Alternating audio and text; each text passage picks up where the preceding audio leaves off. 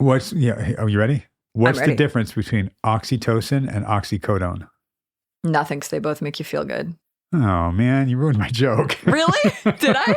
Wait, is that the punchline? Kind of. Oh, yes. Oh, my God. Wait, that's so satisfying for me. Are you kidding? Way better than a punchline. What is it, actually? I didn't really have one. I just wanted you to start talking about the differences and all that. And I'll go, there is no difference. They both make you feel good. Hey! Yeah. Ha ha. Well Sometimes I'm smart. You ready? Yeah.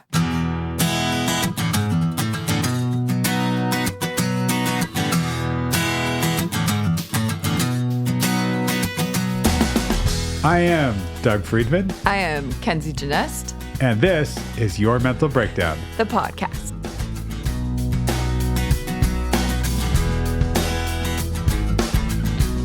Can I just say, since we exposed you a while ago, What? I keep waiting for you to say, and I am Kenzie Genet. Oh my God.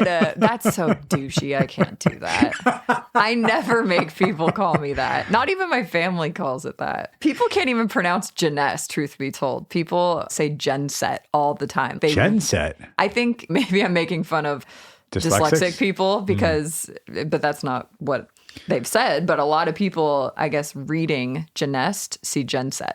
Did you hear about the dyslexic atheist that didn't believe in the existence of dog?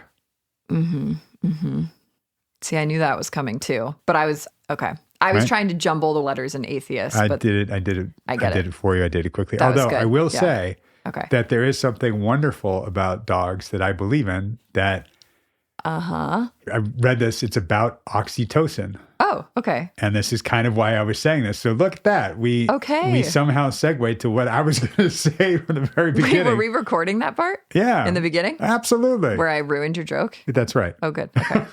Thank God. So did you know that dogs, when they make eye contact with their humans, do you know what that is or what's going on for them? Do you know anything about this at all? I don't think so. Like the animal behavior stuff. Right. No. What I have read is that's the dog's like love feeling. That's their expression and their feeling of love, like to look at you deep in your eyes. So when Becca is just staring at me. Yeah. They feel the release of oxytocin in those moments. Mm-hmm. When I looked that up and like read about that, like, is that what dogs are doing? They're getting an oxytocin hit? Really?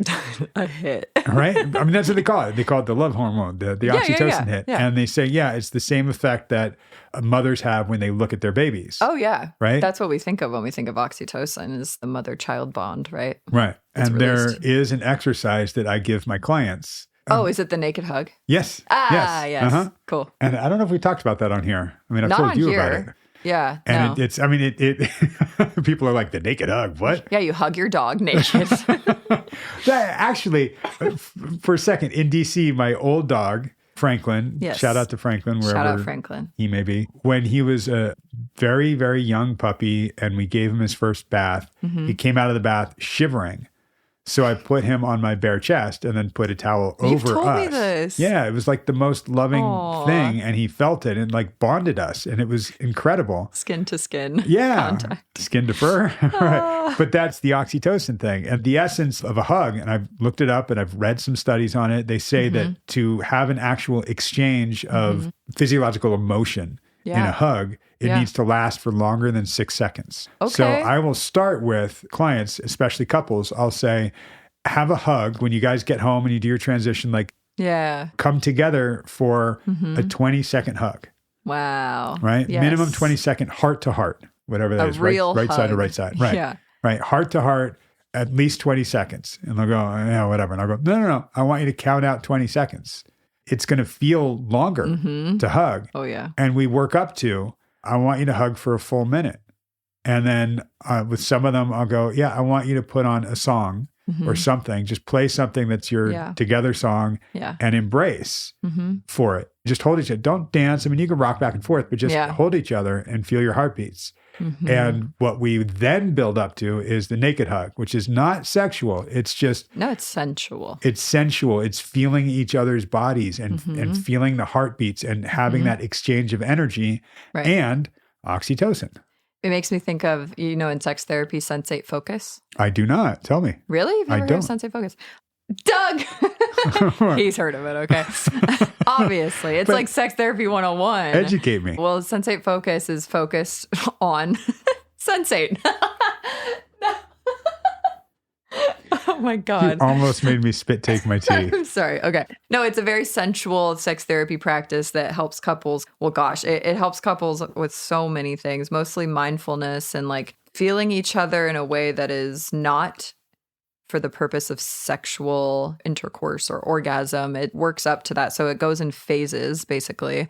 And depending on who you work with or what form you're reading for the directions, typically like 3 or more steps. But like phase 1 is, no genital touching, like you're just laying in bed naked and you're just no kissing, no talking even typically. Like you're just touching each other everywhere else. There's no expectation or pressure or anything. And it's really just to get to know your body, what it feels like to give, what it feels like to receive, what you like, what you don't like. And then you can debrief after. And it's a really nice exercise that it's just focused on sensuality, and then it builds up to more of an erotic feeling, that can end in maybe orgasm or intercourse or whatever. But it starts with the attunement to yourself and to your partner. Yes. Right? Because you're experiencing what it's like to be touched and what that feels like and what you like and don't like. And your partner is noticing your body and how your body responds and how you respond. And it does have that oxytocin exchange. Absolutely. Right? And it's not about I do give couples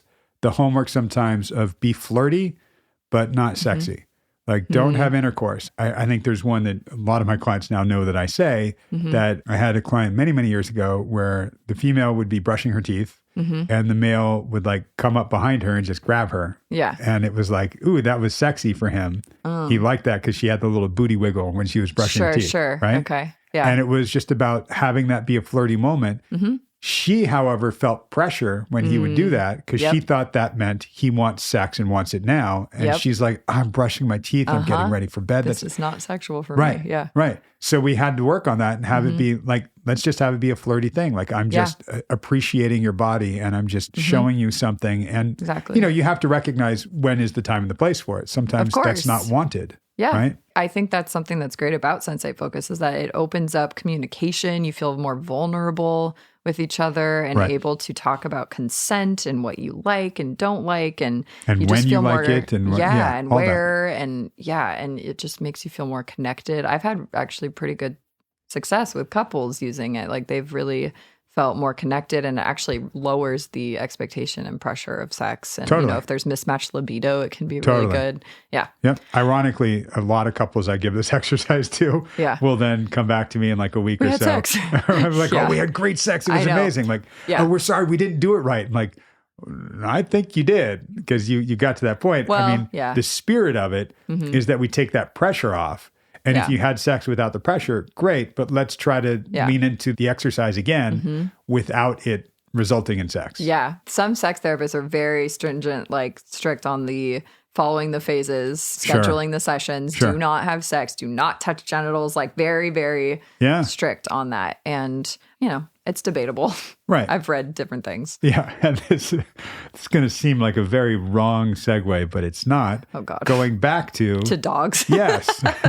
But it's something that this when you come over and you say hi to Beckett and you go on the couch, what does he do almost immediately? He puts his little paws on my shoulders. Right. That's his thing. That's his move. Yes. And sometimes when I'm petting his belly and we're in bed, he will put his back legs on my arm. He likes to feel the pressure of his back legs. And I thought at first, he doesn't want me touching him. He's trying to push me away. Okay, let me stop. And then he looks at me like, what? Why'd you stop? Oh. He likes that. Okay. Yeah. And it's figuring out even what a dog likes. I mean, it helps with attunement. Yeah, it's just attunement. It's just realizing how somebody is showing you that they respond or that they like to feel love or like to feel touch or whatever that exchange is, And there are times, I know you've had them with Beckett, where you guys will just look at each other in the eyes. Oh my God, all the time. My dog that just passed away, we used to joke that she had a staring problem, like kind of like Beckett. She would just stare at me from across the room, like wherever I was. She was either following me and in her later years where she couldn't move very well, just stare at me wherever I was. Aww. And now I'm like, I mean, obviously I was like feeling the love, but Now it's, there's research behind it. The scientific person in me is like, ooh, yay. Yeah. I like that we're bringing emotion up like off the bat because Why, Doug? Why, Doug? Why did you say that, Mr. Segway? Mm-hmm. Because this is a pretty emotional session, right? Yeah. Yeah. I'm going to need a big, deep breath before the breakdown. Right? Yes. Well, we get our deep breath because they will listen to the whole session. Right. And that will be our deep breath and we get to reset. But you guys out there, yes, we get emotional. Well, I don't. Actually, I do. Doug's you don't a robot. see it. No. But I will say that the beginning of the session that you're going to hear, Sarah had just re-listened to the episode with my mom on it where we were breaking down the cult. And she starts talking to me about that and we get into that. And then somehow we just segue into something where, spoiler alert, I mean, it's not really spoiler. You're going to hear it soon. You're going to hear it. That's right. It's the eulogy for the Viking funeral for the t-shirt. Oh my God. Keep calm. Sarah will handle it. And she wrote a poem. Oh my gosh. She recites it and it makes me cry. Oh. And let's get into it, shall we? Let's get into it. We'd love to hear what you think of, well, not the poem, but of us. I mean, you can tell us what you think of that too. All of it. Find us on social media, your.mental.breakdown. Email us at info@yourmentalbreakdown.com and grab a tissue and or two. And be ready for the session, and we will be here for you when it's done. Yay. Bye. Bye-bye.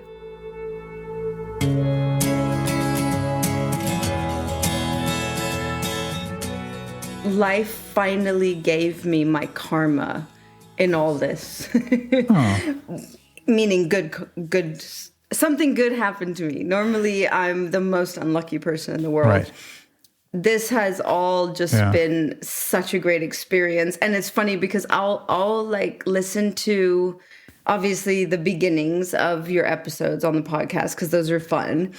And then I'll just listen to about 5 minutes of our session so I remember or recall sort of what I was talking about. And then I'll skip to the breakdown. I love those breakdowns. They're very eye-opening even now further down the line. They're still eye-opening. There's still things that really make a big impact on me. So in all the ex-members of this cult, whether they were... Actually, I'm going to talk about people in my sort of generation. So we did not join the cult. We were born into a cult. Right. There, besides people who have gone off the rails or committed suicide, the other half are mega overachievers. We have actors, singers, and these are famous people. There's something that is just pushing all of us to be so much better, finding that thing or making yourself important to a situation or to a person because you need an identity. But there's something about, it's not just having your thing or having mastery at something or agency at something. That's true. And there's something about the overachieving that it can be a trauma response and it can be that sort of, we've talked about this, striving for perfection. Incorrectly, we think if I reach perfection, I'm perfect. There, I did it, I'm done. Never gonna happen. But it's not. It's the striving. No, it's the striving. It's being in that mode, that's a mode that we know, but it's also a form of that hypervigilance. Yes. Yes, you know, it is. And it's a way to constantly stay moving, constantly stay pushing, constantly going. Just like wealthy people. You know, they're like, okay, if I can make my first million, then everything will be great. But by the time they make their first million, they're spending all of that in their bills and their cars and their mortgage payment. And now they're like, okay, I need, to get to my next million. But that mentality of if I keep going, if I keep pushing, then I never really have to stop. Exactly. And if I stop, that's when everything catches up to me. You said something like, well, anyway, what else is going on? Well, hang on, let's stay here for a second. You do that to me a lot. Yeah. Why? I mean, because you want me to actually stay in the moment. I have a tendency to just brush past something that might possibly be quite important, which I've learned is usually quite important. So what does it do for you when we stay in the moment? It forces me to move past my initial just data-driven or analytical mind and feel the feelings of the moment versus my, so that happened and it made me a little annoyed, so I'm going to move past that. Then you're like, wait, hold on. How did it actually make you feel? Yeah. So instead of just intellectualizing, you actually can stop and feel it and appreciate what it was. I have to step out of that third person perspective and actually make me the person who it is. The person we're talking about is me. I'm understanding how important it is to say, I feel this or I experience this versus, and then sometimes they'll feel like blah, blah, blah. I'm not an it, they, or a them yet. Right. And we're not taking the defenses away. You've had to dissociate and detach from some of the things that have gone on for you, but really leaning into it now and sticking with some of the things so we don't just dismiss it or brush it aside. It's really powerful. I think you've already started talking about how you see it with your kids. The ability to stick with something that's uncomfortable and experience the discomfort and move through that so you can actually appreciate what's going on and what you feel. Totally. Yeah. And I think it's what you've been teaching me about that in my attitude towards my children is sort of easing me into having that same attitude towards myself. I don't know if this is a common issue, but it's easier for me to be wise and calm if it's somebody else. It's why I love using analogies. We can see it somewhere else much more easily. When it's our own subjective experience, we can't really see it very well. In how you are parenting your kids, as we fine-tune it, you will be parenting yourself. Exactly. In a way that you didn't get parented before. You are getting to experience that for yourself without overtly parenting yourself, because that's really hard. Mm-hmm. Doing it and going through the motions with daughter, it's doing it for yourself. It's reiterating something for yourself. When you said, daughter was so upset because she got a C is still a good grade. It's still a pass. She didn't fail, right? That was like a whole big wow moment for me. And I still didn't totally get it then. I think it was a couple episodes later or sessions later, I even said, we don't get C's in my house. I instantly go back into that mode. And then now I'm starting to go back and pull those little nuggets from my parenting 101 with Doug to using them as parenting on myself. So that's actually really an interesting shift for me. It's why I think therapy really is a process that happens over time and happens gradually. And it's not a single quote or a soundbite or a meme or a clip. It's the actual experience of it over time. Exactly. Because over time, you can look back at where you were. You can look back at how you've been. And you can look forward and know, I'm not going to be incredibly different tomorrow. Yep. But maybe in 2 months from now, I will be. Yeah. And I think you believe that. I do. I'm starting to. Yeah. I'm starting to be comfortable with that. At the beginning, I wanted to be fixed right away.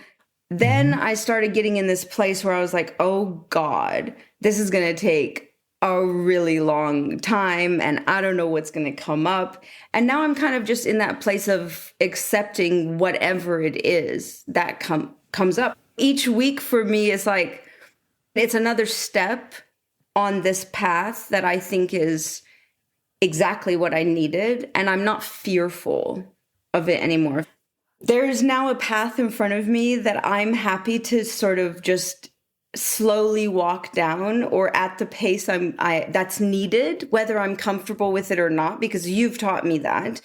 My pace is 100,000 miles a second, right? So comfortable was not me, taking a stroll down a path and stopping to pick flowers and stopping to, look at the skies and smell the roses. Since I've been working with you, I see myself walking on that path. And it's not scary for me if you want me to stop and smell roses. Yeah. Where it used to be quite fearful. It's still a little hard sometimes. I still have a hard time actually addressing my emotion overall. But I mean, leaps and bounds between when I came to you and how nervous and wiggly and uncomfortable I would get when you would ask me to stop and stay in a moment. I think you're honoring your pace a little more and trusting the process a lot more. Yes. So you can kind of go through it the way we've been going through it. I did write my eulogy for my shirt. Okay. Wow. All right. I wrote it, and I have not been able to read it through yet without getting emotional. What really, I think, strikes me is how much grief you have in your life and not gone through. Agreed. And it's partly why I think you sort of writing the eulogy for the shirt, it's going to bring up some grief and the loss of that version of you, which is huge. That's so crazy. That's exactly what it is. And you haven't even read my eulogy. So I wrote it in a poem because it's just easier for me to express myself that way for some reason. I've always loved poems and their effectiveness, less words, more to the point, but in a meaningful, emotional sort of way. I mean, even funny poems have a melody to them. Anyway, so for me personally, that's what worked for me. And there's a whole piece of it where it's like I'm almost questioning the loss of this badge, basically. And that's the part that makes me get a little emotional, because there's a part of me that's so excited and already sees myself implementing this Viking funeral for this shirt. I already see myself moving toward that.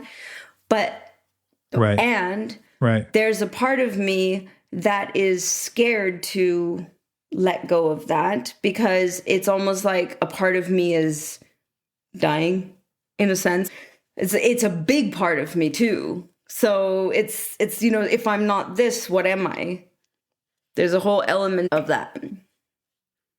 Absolutely.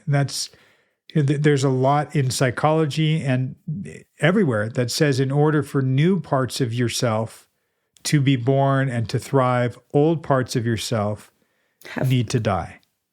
Yep. And that's really difficult. And we have to honor that.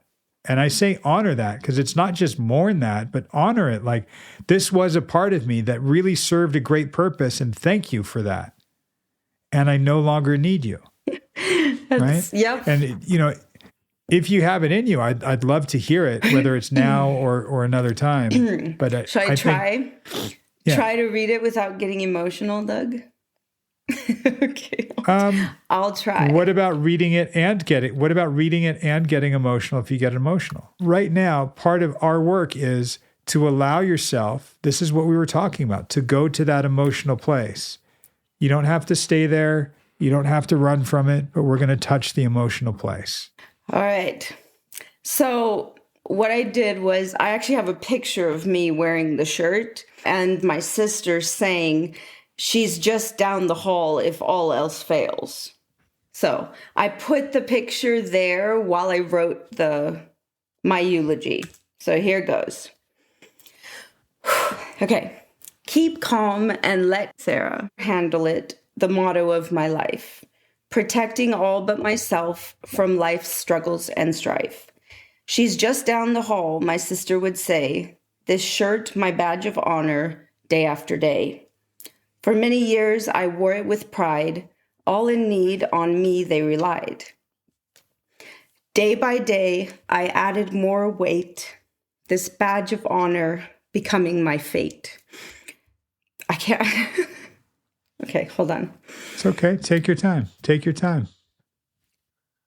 All right. I don't know why this is so hard for me. Okay. What you're talking about in a poetic way is what you became. That was your identity. And right now we're acknowledging that.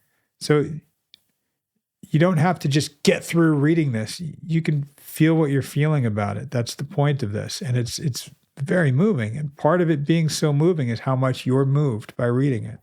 Okay. This is my purpose. To the mirror, I'd say, if I cannot carry this, why get up each day? All would keep calm if their battles I fought. As long as they're happy, all remain distraught. Then one day, the weight of it all made this justice warrior stumble and fall. It's too much to bear, I finally admitted, and to my surprise, my body submitted.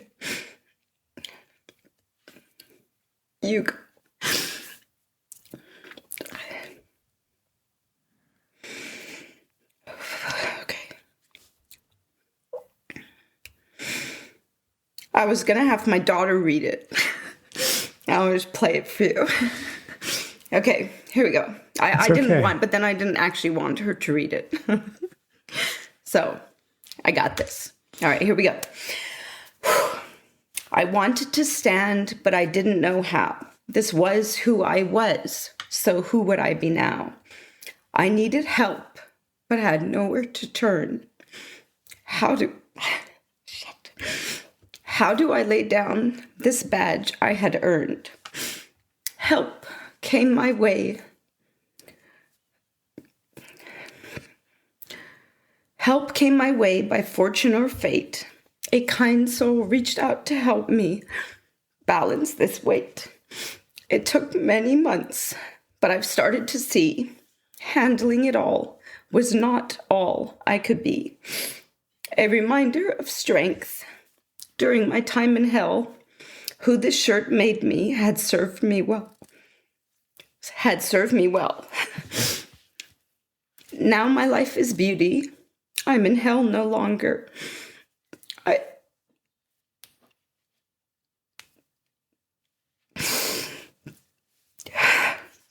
Sorry.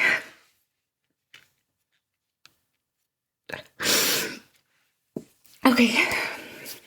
Now my life is beauty. I am in hell no longer.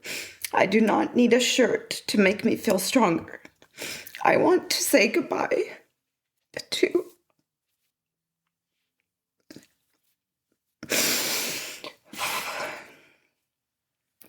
Okay. I want to say goodbye to handling it all, allowing myself on others to call. As my path to recovery continues to unfold, I write this eulogy and step out and step into the cold. Today is the day I lay this shirt down.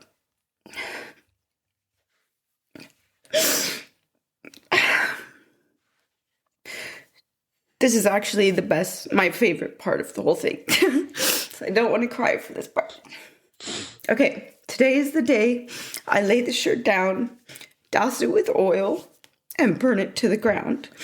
I do not weep, obviously. I do not weep, but look ahead to the day. I can say, keep calm, then move out of the way.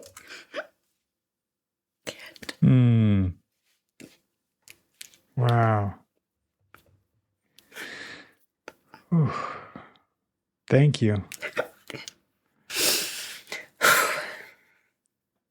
Thank you for reading that. Yeah. How was that, reading that? Super hard.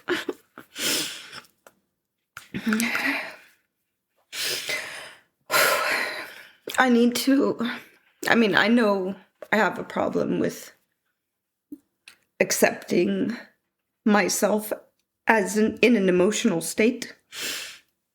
So I I want to be able to be emotional and be like proud of it or fine with it, but I'm not quite there yet. I guess I've been trying to understand all week.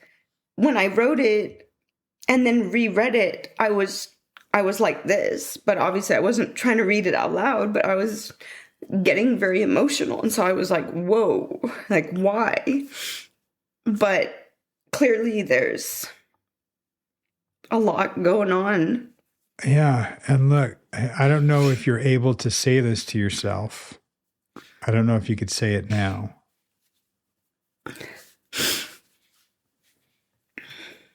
Thank you, Sarah.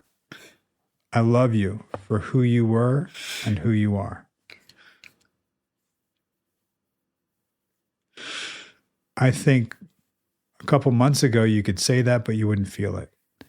Now Agreed. I think you might be feeling it. You might be feeling it, but I don't know that you could say it. I hear you honoring this badge, this shirt, in a way that honors you. We are talking about your identity. You know, the imagery of it gave me a purpose and a reason to get out of bed every morning. You know, if I didn't have this, I wouldn't have made it. You're right.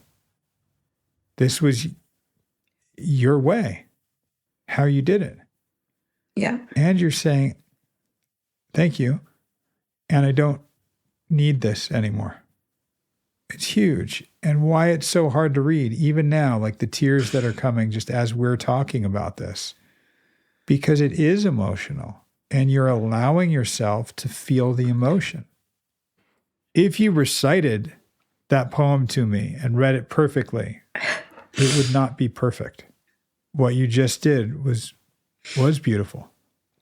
And I'll tell you that when we had a memorial for my wife and I read something for her, I had written it down and I read it. And, you know, everybody said how beautiful it was. And some people said, God, how could you read that? I could never read that. I had a script. I read what was on the script. I wasn't feeling that. I didn't have an emotional connection to it. If I did, no chance I'd be able to read it. I mean, yeah. This is why I don't speak at funerals. Right. I would just be this huge weepy mess. And I think, honestly, and this might sound really weird, but had I removed the picture from what I just read you, I may have also been able to go back into my third person act, but it felt important to me to keep that in front of me so I remembered who I was talking about and who I was writing about, rather than the fictional Sarah who can read anything without falling apart and it's just a poem. But yeah, that's sort of why I kept it in my face. Yeah. And what we know is you can actually go to those places now and feel the emotion, and it doesn't overwhelm your system to the point where you can't function. Just allowing myself to sort of live in that emotion. That is why I kept that picture there, because it allowed me to stay in that space for me, not for whoever I pretend I was talking about. And it's something that, like I said, honors who you were, who you are, and allows for who you're going to be. Proving to yourself, I can go there. I can feel this. I can have emotion. And it's okay. I was going to try and chicken out and ask you to wait until I could read it through without being emotional. But then I was like, no, fuck it. Because this whole episode in my life is about taking me out of where I'm comfortable. And that is where I'm probably the most uncomfortable, is showing any kind of weakness or emotion at all. So I felt like if I was going to read it anywhere, it needed to be with you. And I feel like it will give us a lot of subject matter for our next episodes, because there's something serious going on there in me. Absolutely. There's the content of what you were reading and what that stands for and means. Because we're talking about a shirt, yes, and we're talking about you and sort of the character that you became and how you've known yourself and your defense and what people relied on. We've talked about this months ago where, wait, if I start saying no to people, they're going to get mad because I'm not who they expected and who they rely on. You said a line that I'll take credit for guiding you to, but I'm not going to take credit for it being me.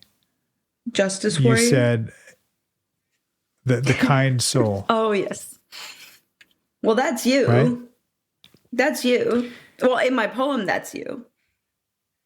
Right. The justice warrior is what you called me. Right. I will take some credit for the kind soul. And I will own that. Absolutely. Thank you. Thank you. I will also say that that's a function of you. But this function of me would have never happened without your help. What's this function of you? What do you mean by that? Seeing like me, real me, not facade me. Yeah. Right. Feeling, or getting to a place where I'm starting to feel comfortable looking at real me, little me. Yeah. Those are all things I would have never even, I mean, honestly, if I hadn't, whatever, cosmos in the universe hadn't made this happen for me, I probably would have I would have just carried on. I would have gotten, a higher dose of Xanax and just, lived right. as long as I could. Right. Because that's who I am. Yes. I'm fine. I'm always fine. Absolutely. Yep. And I will take credit for being the kind soul that held that mirror up to you. And all of that you said got to come out. I didn't pull it out of nowhere. It was already in you. We, not me, we helped bring that out. It wasn't brute force psychology that I pulled this out of you and made you into this person. No, it was already you. I pushed you and challenged you in a way that you were ready to take when you were. The version that actually just read this eulogy to me. Yeah. That's who it was. Yep. That capacity was always in you. Yes, I helped bring that out in you, and I'm damn good. Good. Yeah. All right. And that comes from you. Both of us. We're a good team. Yes. Thank you, Doug. You're very welcome.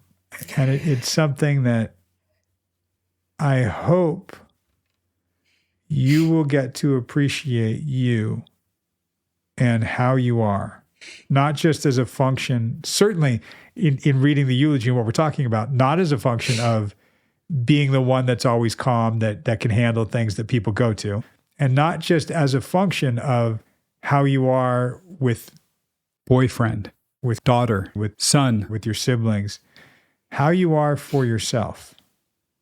That's the biggest thing for me.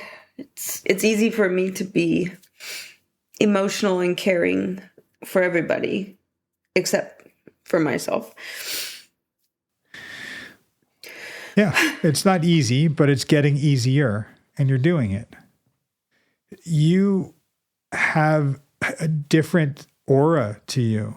Like your whole demeanor is different. We've talked about you not sitting up in the chair and you kind of tucked back a little bit. How you just walked through that emotion that you had, these are things that you're doing for you, purely for you. Remember, like early on, I was like, what are 3 things you're doing for yourself? We had to find those. Yeah, I did. And I had to try really hard for those too. Right. And you look, it's a beautiful look because you're more authentic. You seem more of who you really are. That happy Sarah at the core is really coming out. Yay. And it's beautiful. And it's a mix of that grief and sadness and that emotion that we just touched. You know? And it's also opening up a whole sort of world for me where I'm able to, I don't really know how to say this right, but it's almost like I have freed up space somehow to do something new or different. Yeah. I want to live in all of these moments and appreciate all of these moments and get rid of the stupid shirt. Keep calm and walk away. Give yourself a moment before you just jump back into your life today. Yeah. I will.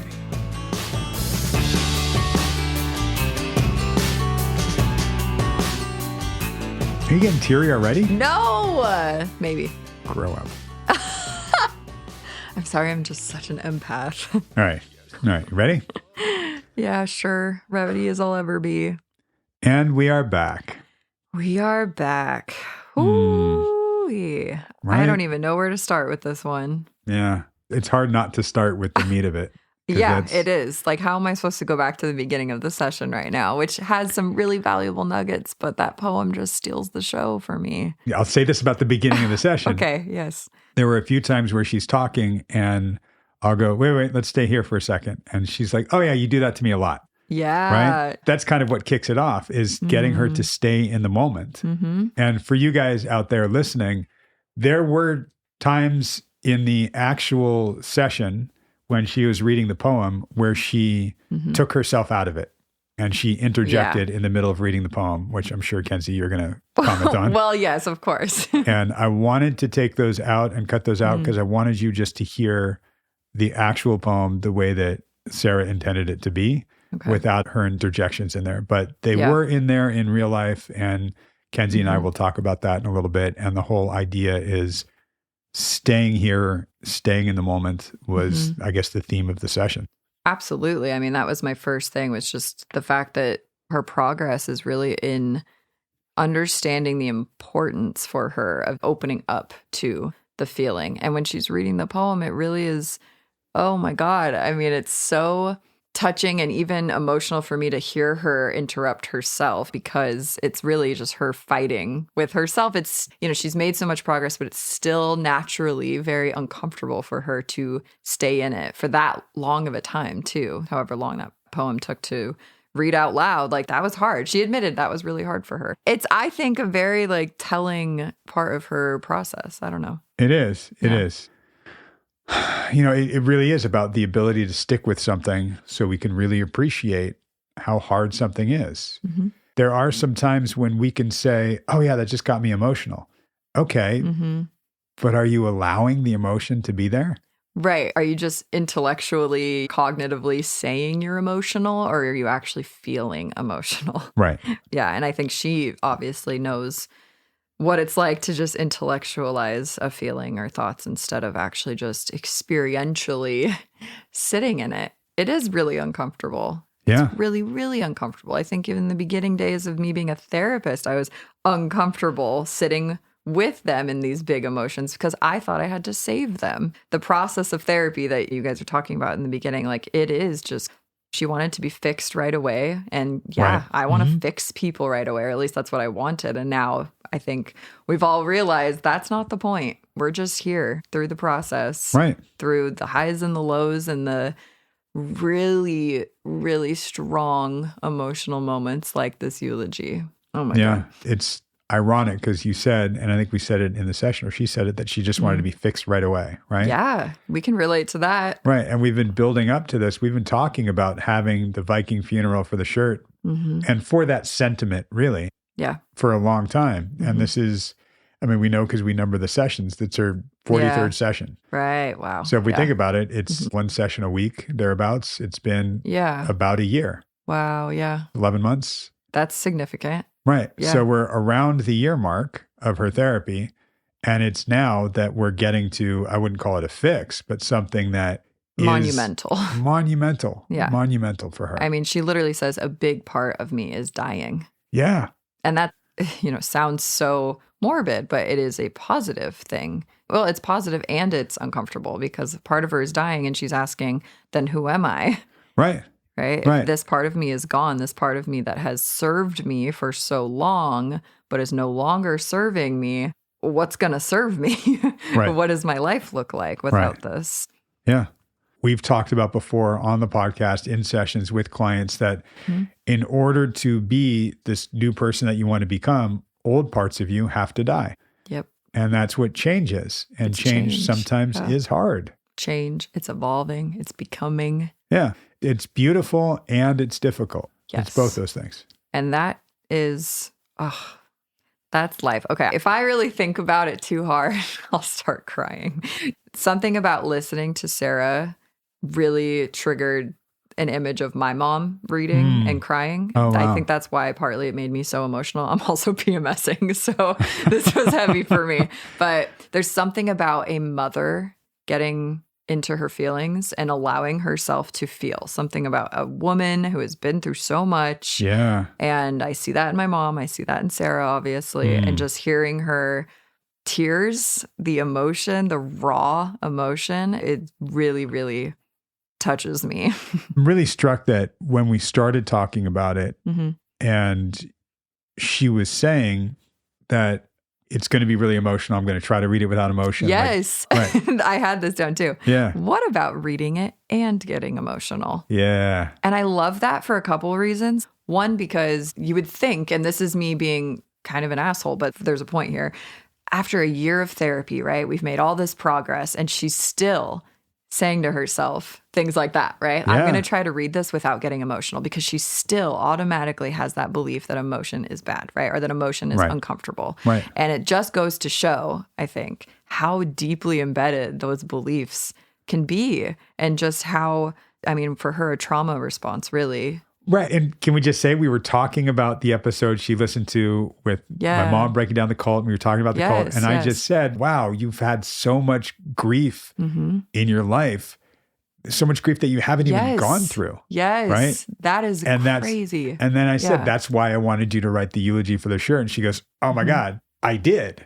She did. All right. She more than wrote a eulogy. I think that's another part of it for me. I'm really awestruck by her and her ability. I've always admired poets, people who can just write like that. Like the fact that it was easier for her to come up with a poem than to just write a eulogy. Right. I mean, you know me, I admire people who are creative like that, who for some reason it was easier for her to just make rhymes.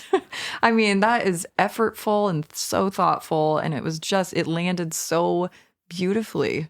It was perfect. I just loved it. She knew we were building towards it, but actually walking through it and reading it to me. She even at some point said she was going to have her daughter read it. Right. Yeah. Just to get through it. Ooh. What? Right. Wait a minute. Right. That was because she wanted to get through it. Right. And fast forward to even now, as we're breaking this down, I was like, well, yeah, let's edit it so it just comes out as straight her reading it for its content. No, we need the whole process. You're right, Kenzie. We really do need the whole process of it. Yeah. And I want to honor that. I don't want to just honor it as a piece of work and poetically. Right, exactly. Right? Like objectifying it almost. Like, no, like the process of her disclosure, I think here, part of that is her oscillating, going back and forth and coming out of the shell and back into the shell, right? And like, I think that's so very Sarah. Yeah. And I think, it's honoring her truth. Right. And in honor of going to that emotional place includes having those asides and having those difficult times and breaking out of, that's her emotional place right now. It also speaks to the safety she feels with you, right? I mean, you're in the poem as her kind soul who helped her, right? And at first, I assumed she was talking about you, but I didn't confirm that until later when you two are talking about it. But that hit me too, because I was like, if my client read that to me, like, how did you feel in that moment?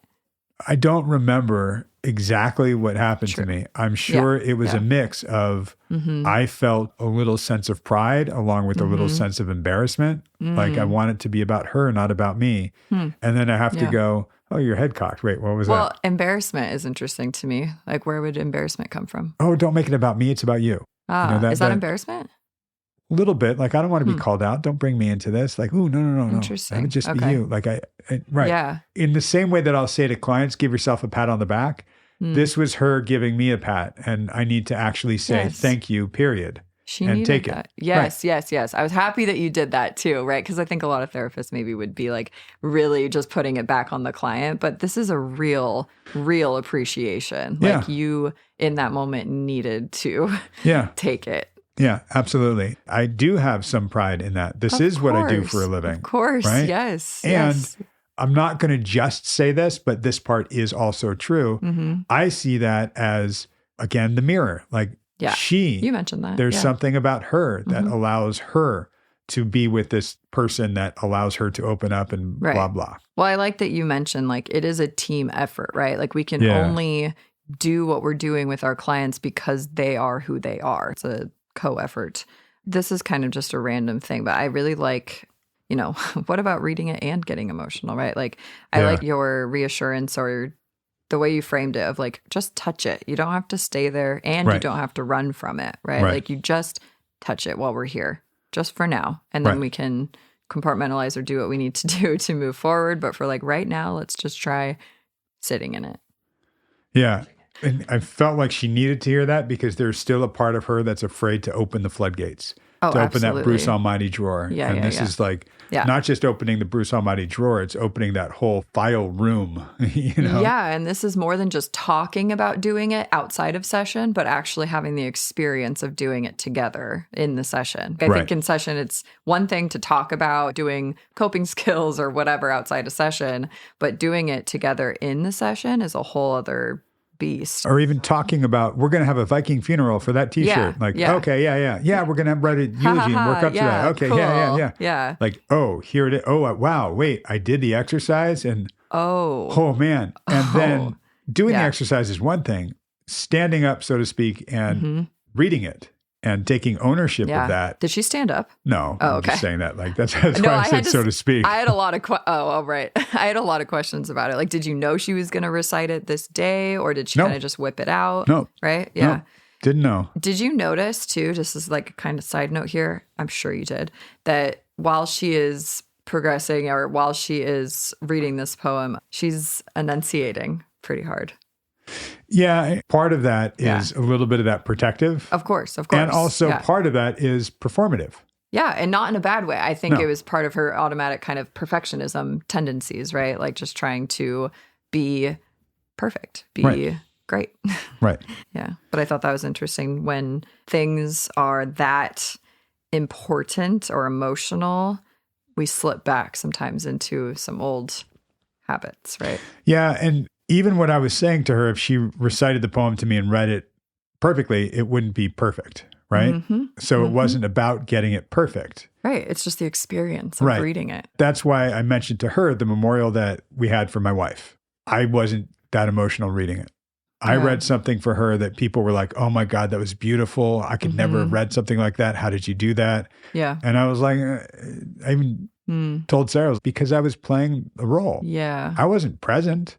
Huh. Yeah, you were kind of disassociating a little bit. Yeah, totally. Yeah. I was not really there. There was no way. If I was going to have an emotional connection to what I was reading or to what was going on, I wouldn't be able to get a single word out.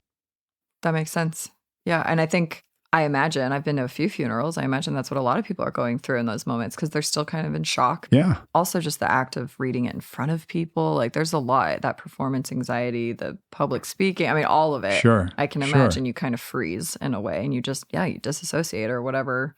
Or as Drew would say, like he goes on autopilot. Like, oh, right. Yeah. I went into that mode.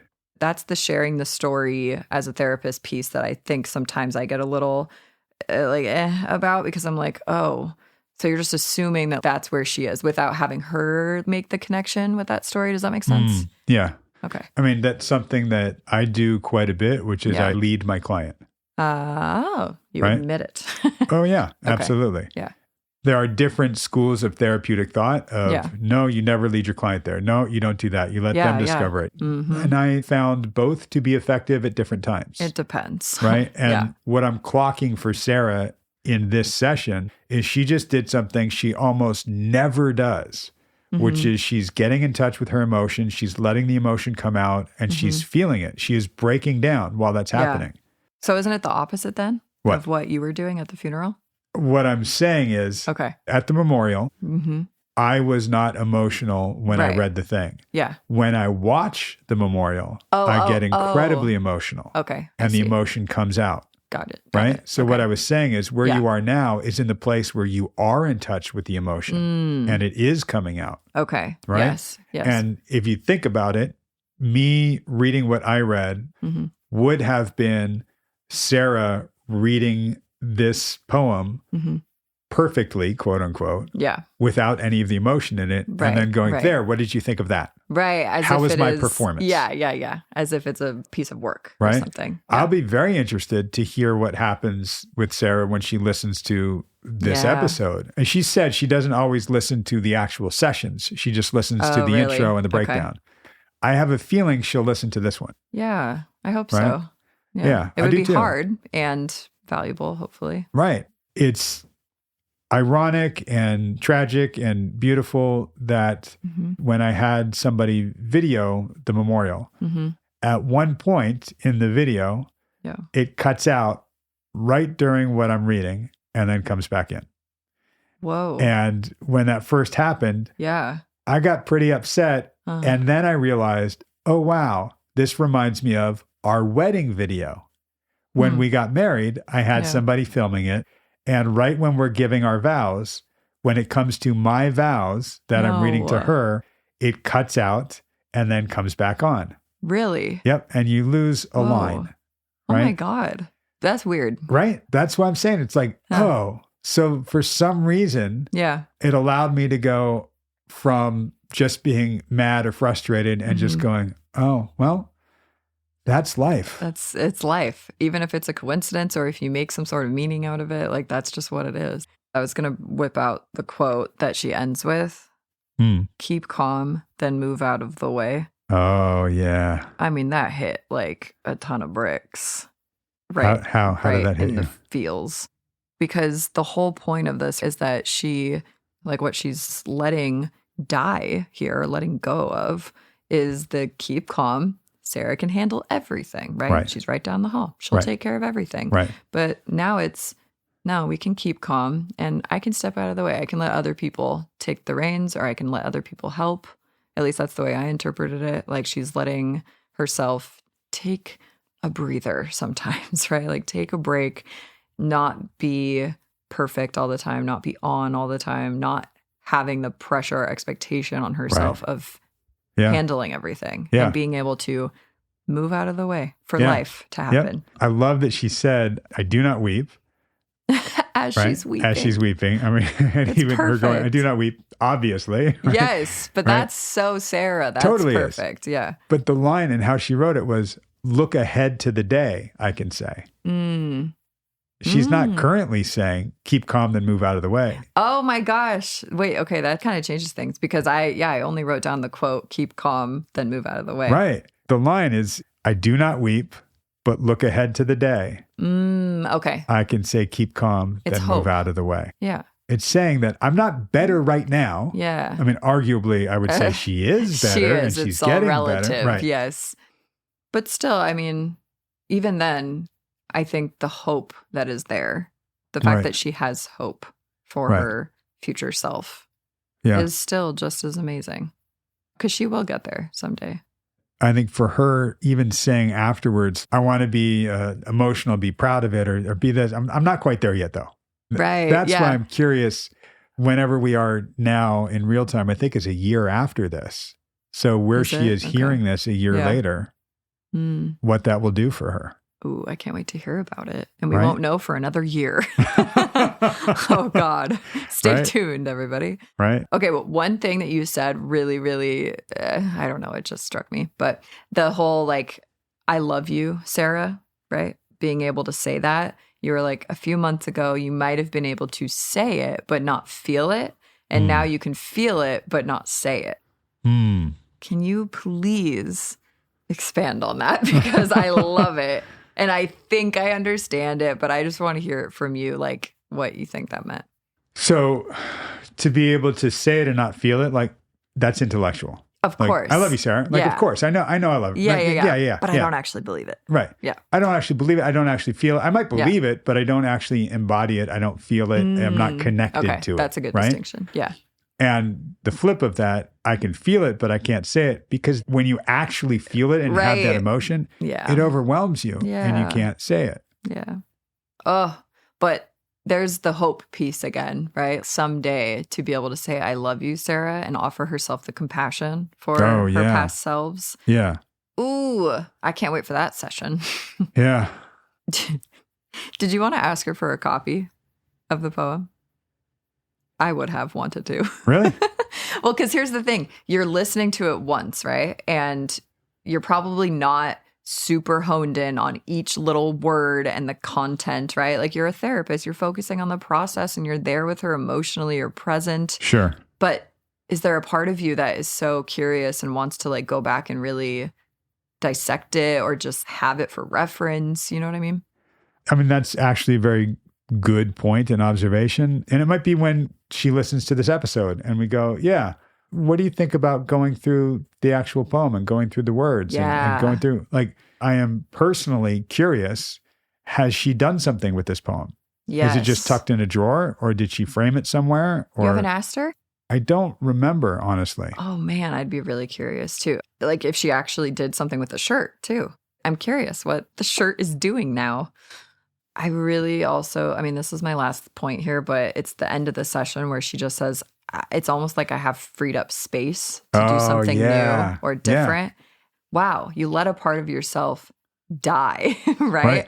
And what you've really done is freed up some brain space for you to grow another part of yourself, or to at least or just be the part of yourself that couldn't come out. Yeah. Because there wasn't room for it. Yeah, to nurture that part of yourself.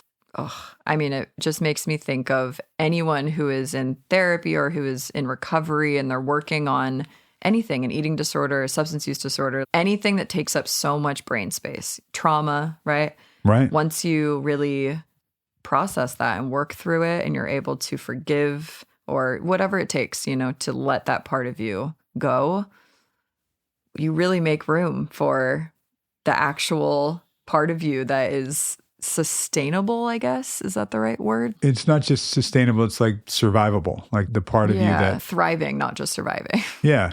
Yeah. And there was, you know, for a long time, there's parts of us that just carry on, right? That just know that this is how we get through, or this is what we do. Yeah. And it's what Drew says all the time, like stop and smell the roses, you know? I mean, we all say that, but it's really being attached or attuned and attentive to the moments as you're in them. Yeah. We can't always do that. No, and I think the old parts of us will always live in us in a way, like our history is always a part of us, but it maybe doesn't dominate as much as it used to. That's why even before she read this, I gave her the idea that in order for new parts of ourselves to come out, old parts of ourselves need to die. Yeah. And need to go away. Yeah, full circle. Yeah, totally what this is. And new parts of us and Sarah will be with you in the weeks to come. Perfect. I set you up for that, by the way. Right. I just want to let you know that I set that and you are now spiking it. Ooh. Thank you for the volleyball reference. Nice. I played sports at one point. Nice. Well, you know, you just bumped up a little bit in my book. Thank you so much. Oh, like a bump? Set, spike. Like a cocaine joke? No, I'm kidding. Oh my gosh. Sorry. I was giving you sports credit and you're bringing it back to drugs? I absolutely ruined it. I'm so sorry. You're out of here. Okay, I'm fired. Bye, everyone. It's been really nice. What a great episode to end on, though. Right? I know. Happy to be here for this Bring it back and make it emotional. Don't make a joke out of this. I was really, really touched by this and really happy to be a part of this. Oh. This one in particular. Yeah. Well, I'm very glad to have had you here. Thank you, Doug. Yeah. All right, everyone. And we will have all of you back here next week when we talk about Drew reading a poem about... No. It's titled Hell Yeah. Hell yeah. And that's every line. It's just hell yeah, hell yeah, hell yeah. And then a fuck yeah at the end. Right. Cool. Okay, bye. Cool. All right, guys. We'll see you next week. Bye-bye. Bye.